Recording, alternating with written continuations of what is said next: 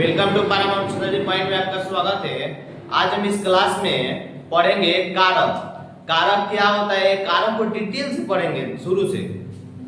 तो देखिए कारक किसे कहते हैं, संज्ञा अथवा सर्वनाम के जिस रूप से सीधा संबंध क्रिया के साथ पता लगे उसे क्या कहते हैं, कारक कहते हैं। जैसे अगर बोल रहे हैं मैं कलम से लिखता हूं, तो मैं क्या चीज से लिखता हूं, कलम से लिखता हूं, उसके साथ संबंध क्रिया के साथ संबंध करा रहा है। देखिए सबसे इंपॉर्टेंट क्या है कि आपको जानना कारक कितने प्रकार का होता है। जो प्रकार है ना उसी में से आपको क्वेश्चन पूछता है। मान लीजिए कोई भी एग्जाम में आपका डिफिनीशन नहीं पूछता है।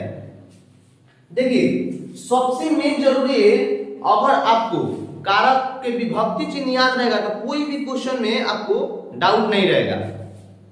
देखिए कारक मुख्यतः कितने प्रकार के होते हैं, कारक 8 प्रकार के होते हैं। कौन कौन, कर्ता ने कर्म को करण से या द्वारा संप्रदान को के लिए अपदान से अलग संबंध का के किरारी अधिकरण में पर संबोधन हे अरि अजो। सबसे मेन जरूरी है आपका विभक्ति चिन्ह। अगर जिसको अच्छा से विभक्ति चिन्ह याद है उससे क्वेश्चन एक भी डाउट नहीं रहेगा, समझ में आ जाएगा अच्छे से। अब देखिए जैसे आपका एग्जाम में क्वेश्चन कैसे पूछता है, 10th हो या 12th हो या कोई भी कंपटीशन हो, पूछेगा। देखो सीता छत से कूद पड़ी, तो पहले सीता कहाँ थी, छत पे थी। जब वहां से कूद पड़ी तो छत से अलग हो गई। तो देखो हम किस में लिखवाए, अपदान से अलग पूछ रहा है ना। देखो पहले तो मेरा कारक कौन है, कारक मेरा से है, और से पूछ रहा है तो देखो से दो में है, एक अपदान में है एक करण में है। तो करण में होगा जो अलग नहीं होगा, लेकिन अपदान में जो भी एक वाक्य में वो अलग कर देता है। तो इसमें क्या पूछ रहा है, सीता छत से कूद पड़ी। सीता पहले कहाँ थी, छत पे थी, जब कूद पड़ी तो छत से अलग हो गई। तो आपका क्या हो जाएगा, अपदान हो जाएगा। अब देखिए हिमालय से गंगा निकलती है। कहां से, हिमालय से गंगा निकलती है। तो पहले हिमालय से गंगा निकलती है, तो वहां से जब निकल जाएगी तो अलग हो जाएगी। तो ये भी क्या हो जाएगा, पहले आपका से तो आपका कारक है, ये भी आपका अपदान हो जाएगा।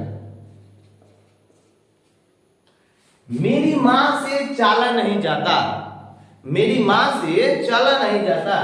तो देखिए पहले इसमें कारक है से, मेरी मां से चाला नहीं जाता तो से कारक है, लेकिन मेरी मां से चाला नहीं जाता इसमें कोई भी चीज अलग नहीं हो रहा है। तो जब अलग नहीं हो रहा है तो आपका करण में बताए से है लेकिन अलग नहीं हो रहा है, तो ये क्या है, करण हो जाएगा।